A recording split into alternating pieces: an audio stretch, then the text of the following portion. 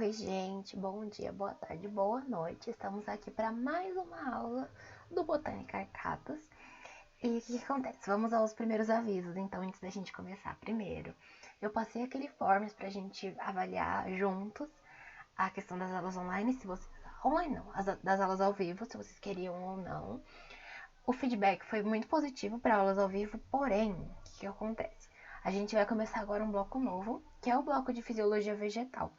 É um bloco que eu avalio como um pouco mais difícil, não difícil, mas que vai demandar um pouco mais de tempo de estudo.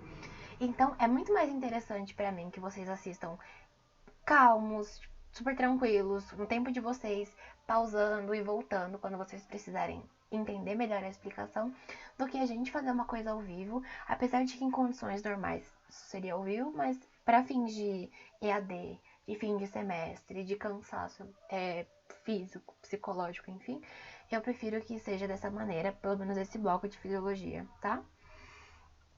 Segundo ponto, hoje não tem rostinho, eu tô tendo problemas muito técnicos com o programa, não tô conseguindo abrir de jeito nenhum, e eu preciso muito gravar isso agora, então eu vou fazer dessa maneira, hoje sem rostinho, mas continua tendo meu mouse de pata de gato, tá? Então tá, vamos começar. A aula hoje é sobre absorção, transpiração e gutação. Então vocês vão terminar a aula sabendo o que é absorção, transpiração e gutação, tudo bem? Vamos partir do fato. As plantas precisam de água e nutrientes minerais, porque eles são essenciais para a manutenção da vida, basicamente. Um ser planta, sem água e sem nutrientes, não vive, basicamente. Esse é o ponto. Então, como eu já escrevi, né, o título desse slide, ele é autoexplicativo. Então, a gente precisa entender uma coisa. Como que ele absorve essa água, esses nutrientes e gases também, né? Pois bem, a gente então pode se separar em 3 caselas. A absorção de gases, começando por essa. Essa absorção, ela vai ocorrer por difusão. Então, esses gases, eles simplesmente vão entrar. Eles só vão entrar porque eles vão falar, ai, cheguei, vou entrar, estamos aqui, e é isso. Essa difusão, ela pode ocorrer via estômatos, que a gente já viu e vai dar uma revisada hoje. Pela epiderme e pela cutícula principalmente. Então, no caso, ele simplesmente vai passar, tá? O nitrogênio, inclusive, ele é uma exceção desses gases, assim, porque ele não vai ser absorvido como N2. Ele vai ser absorvido como nitrato, NO3-, tá? E esse nitrato, ele tá muito inserido no ciclo biológico, no ciclo do nitrogênio, no ciclo biológico, que vocês vão ver ou já viram com o Vitinho. E tem essa fixação biológica também, porque a gente tem bactérias nas raízes das plantas que conseguem fazer essa fixação no N2, tá? Nitrogênio gasoso. A absorção de água, ela vai ocorrer por osmose por meio das células da raiz. Vocês já viram falar que... Não que vocês vão me responder, mas... Vocês já viram falar de que... a gente não adianta a gente regar a folha, sabe? Tipo, regar essa parte que fica mais em cima, a gente tem que regar a raiz. É isso, é porque é por conta do caso que essa absorção ela ocorre só pela raiz. Assim, tipo, pode ocorrer por outras, como é que pode dizer, por outras estruturas? Pode, mas o principal, assim, o foco da absorção é pelas raízes. Então, para fins de vestibular, a gente considera que vestibular é vida, na verdade, que a água é absorvida por osmose por meio das células da raiz. Isso acontece porque existe uma diferença de concentração na raiz e no ambiente. Então, por exemplo, se a raiz, que é naturalmente mais concentrada em soluto de uma maneira geral, que o meio externo, a tendência é o quê? Que entre água para dissolver entre aspas, aquele conteúdo, tá? E em relação à absorção de nutrientes minerais, eles podem passar, na verdade, por maneiras diferentes. Eles podem passar por difusão simples, que é um processo que só acontece também assim como os gases. Eles podem passar com o fluxo da água, então eu posso ter nutrientes dissolvidos, dissolvidos não, dissolvidos, tá tudo bem. Eu não sou da química, então eu posso usar os termos talvez equivocados. Mas Com esse fluxo de água, então, eu vou ter íons, enfim, solvidos ali. E também por transporte ativo. Nesse transporte ativo a gente pode ter bombas, proteínas, canais na membrana, que vão fazer o bombeamento de fora para dentro desse nutriente, tá? E aí a gente tem na planta os não só na planta, mas de uma maneira geral, os micro e os macronutrientes. Micro e macro não significa que é um nutriente pequeno ou que é um nutriente grande. Nossa, que nutrientezão, né, gente? Não. Essa ideia de micro e macro é em termos de quantidade. Micronutrientes são nutrientes que as plantas precisam, mas em pequena quantidade, como ferro, cloro, cobre, eu acho que é cobre, olha só, não sabemos química básica, e etc. E os macronutrientes, como nitrogênio, fósforo, potássio, entre outros, tá? Aqui, inclusive, tem uma imagem, inclusive não, fora um pouco disso, tem uma imagem para mostrar mais ou menos como funciona a passagem da água. Então, ela pode penetrar pelos pelos absorventes, ela pode entrar pela epiderme direto, ela pelo meio das células, ou ela pode passar ao redor. Quando ela passa, mesmo ela passando pelo meio ou ao redor, vai chegar num ponto em que ela vai ter que obrigatoriamente atravessar as estrias de Caspary, que são, como é que pode dizer? É uma estrutura, não uma estrutura, mas é um conjunto de estruturazinhas que vai aumentar a seletividade da célula, enfim, para chegar no câmbio, porque não é qualquer coisa que pode chegar no câmbio vascular, né, gente? Imagina que pesadelo. Ok, estamos bem, já sabemos como a planta absorve. Só que assim, nem tudo são flores, ou frutos, ou sementes, enfim. Então, não vai ser um rendimento perfeito, assim, não vai ser um rendimento de 100%, ela absorveu tudo, ela usou tudo, não. A planta, ela vai perder água eventualmente, e um dos processos de perda de água é a transpiração. O que é a transpiração, então, gente? Transpiração é a perda de água sob a forma de vapor.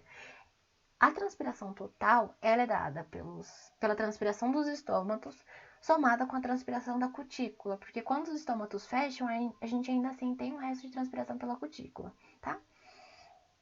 Só que assim, a transpiração pelos estômatos, ela corresponde à maior parte. Então, a maior parte da água que a planta vai perder via estômatos. Ponto.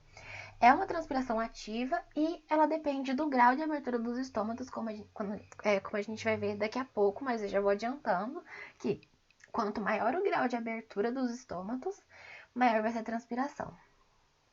Já a transpiração cuticular, ela é passiva e ela é um movimento puramente físico, assim, ela só acontece.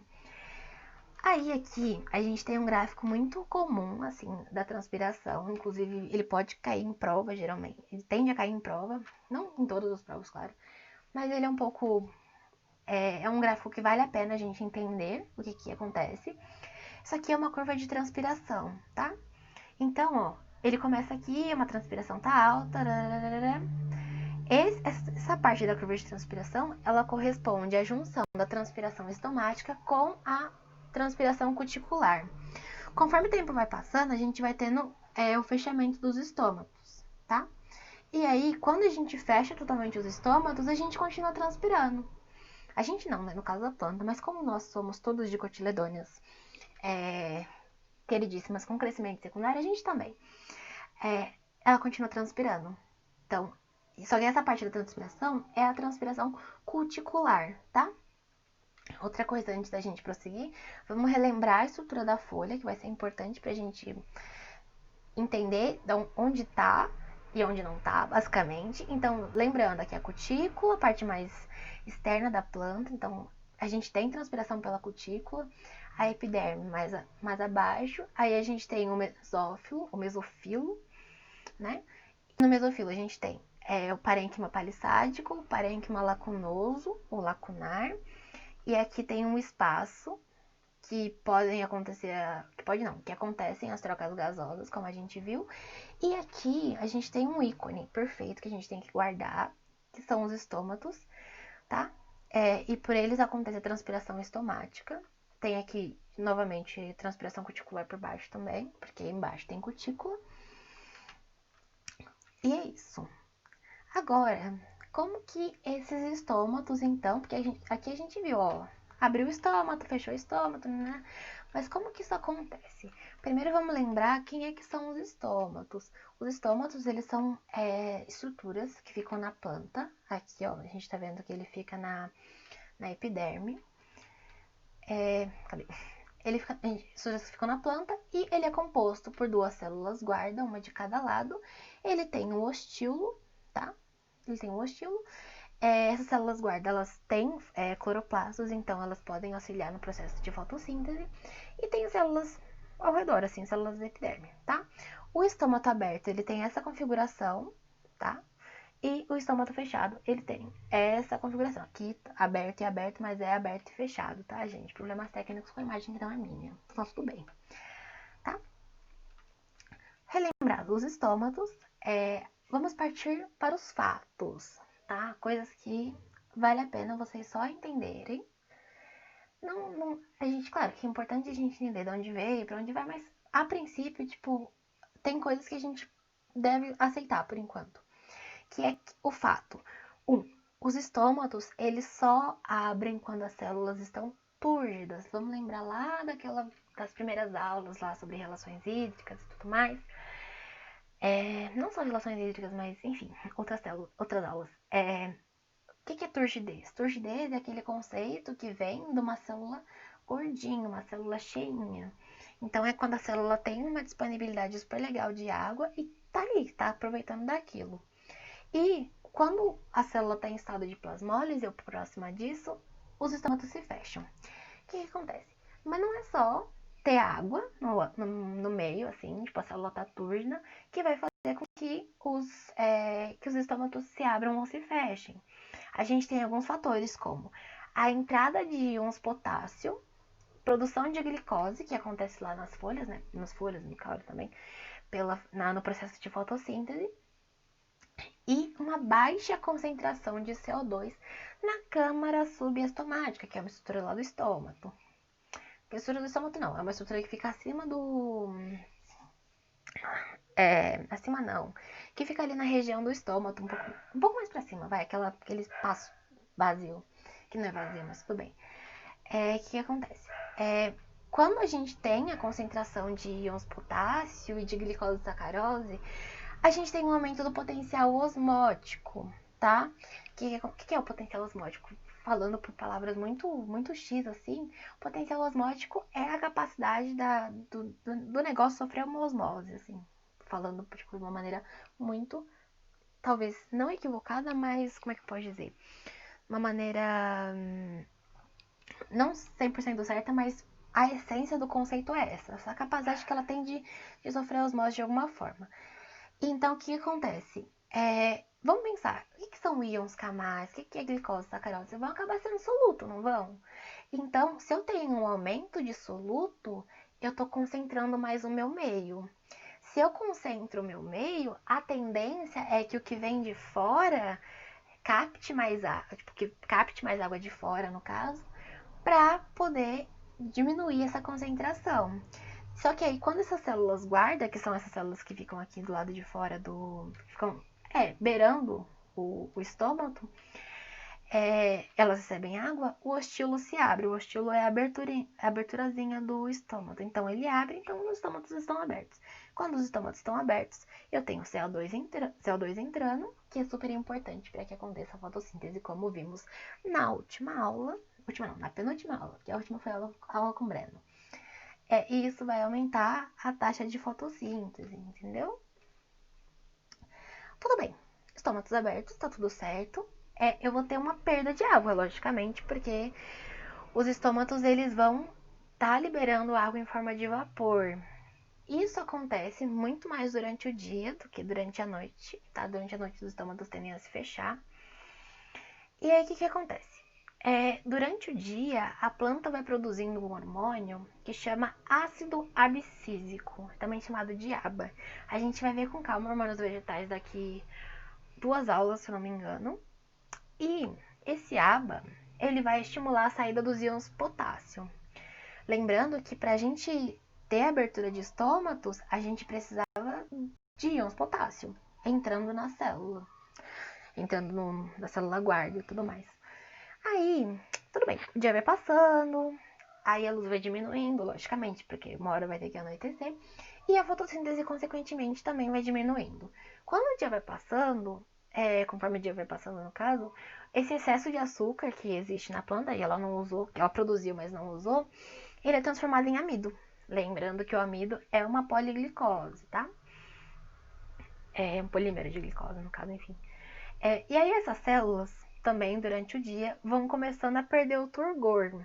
Lembrando que para a gente ter uma fotossíntese top, fotossíntese não, para a gente ter uma abertura top, a gente precisa do quê?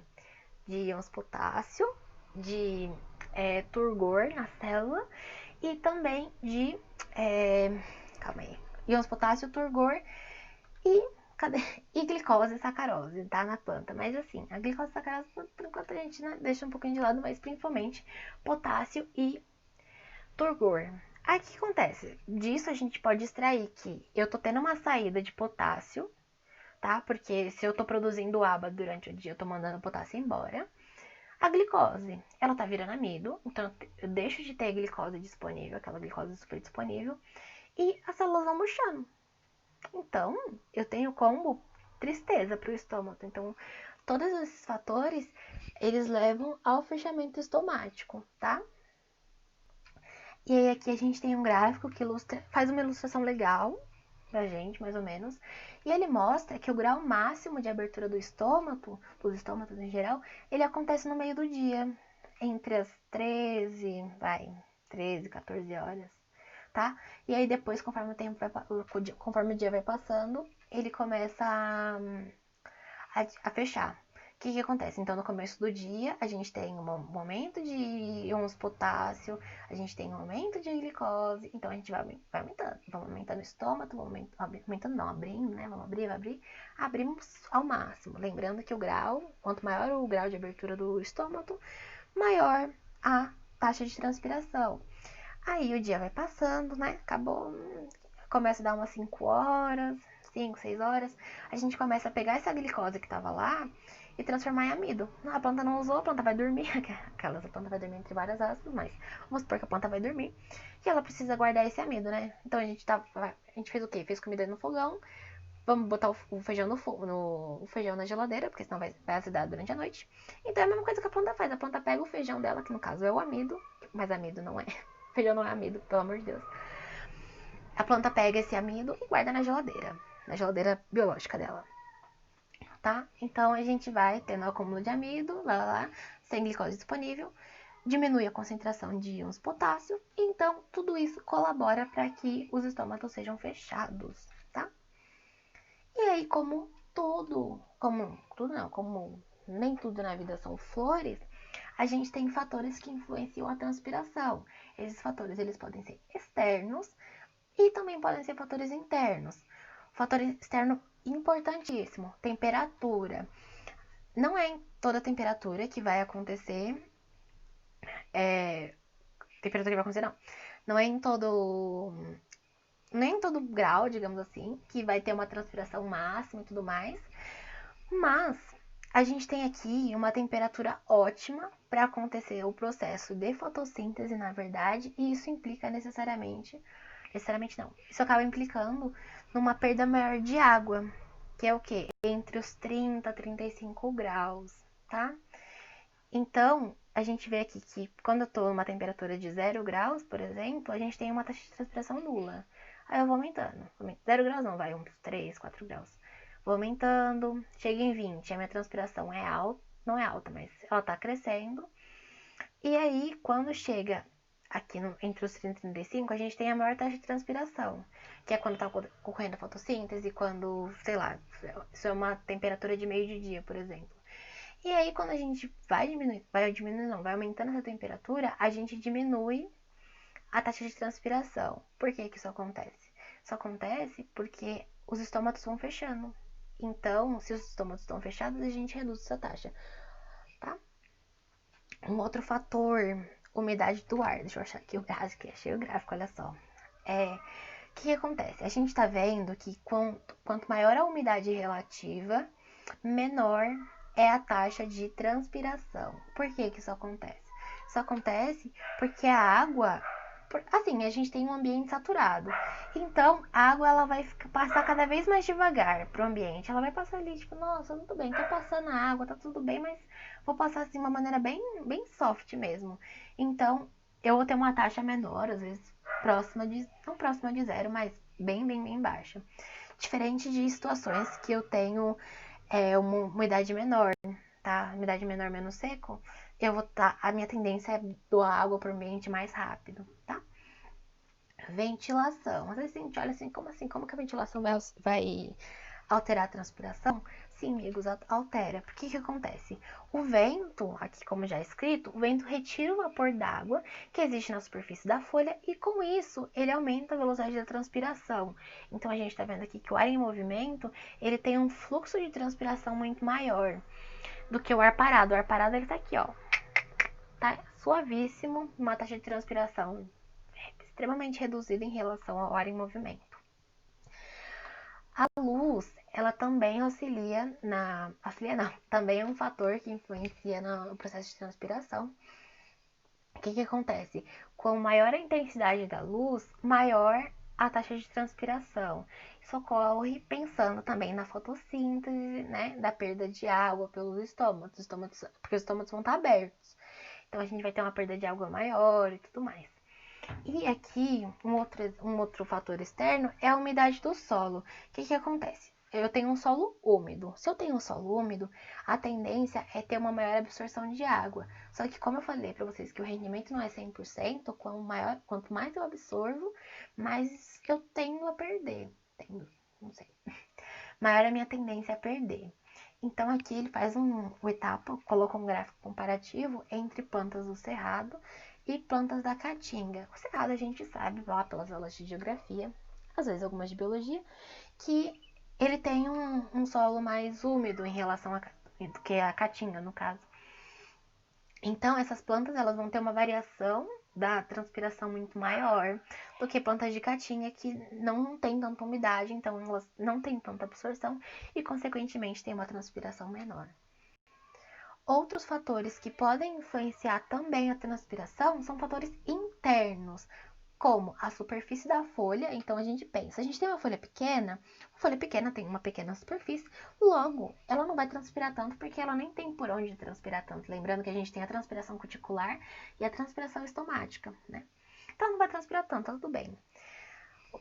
Aí, só que assim, com maior a folha, maior vai ser a transpiração, porque pensa, eu tenho uma maior superfície de cutícula, eu vou ter mais estômatos distribuídos naquela epiderme, então, consequentemente, consigo transpirar mais. Outra coisa, os pelos. Quanto mais pelos uma planta tiver, menos ela vai transpirar, tá? Porque esses pelos, eles vão criar como se fosse uma camada de ar. Eles vão estabilizar, na verdade, essa camada de ar sobre a folha, tá? Não só sobre a folha, mas principalmente sobre a raiz, tá? Porque a gente tem os pelos da raiz também, mas existem pelos na superfície, mas aí são estruturas adaptadas, mas enfim. Quanto mais pelos, menor vai ser a transpiração, tá?